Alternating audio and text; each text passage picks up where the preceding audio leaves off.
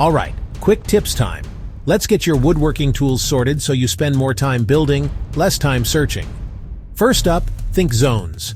I like to group my tools by how I use them. Hand tools, chisels, screwdrivers. They stay together, close to my main workbench. Power tools? I keep those near the outlets, saves me from dragging cords across the room. Next, wall space is your friend. Pegboards are a game changer. I hang up the tools I reach for most like hammers, pliers, and tape measures. That way, I can grab them at a glance and put them back just as easily. Don't forget drawers. But here's the trick. Don't just toss tools in, use dividers foam inserts so everything has its own spot. I label the drawers too. It sounds picky, but it saves me tons of time. For small stuff, screws, nails, bits, I love clear bins or jars. Stack them up and you'll always see what you've got left. Finally, do a quick cleanup at the end of each day.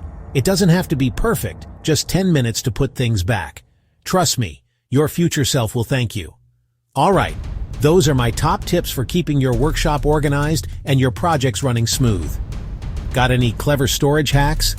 Drop them in the comments. I'd love to steal your ideas. Like and subscribe for more tips.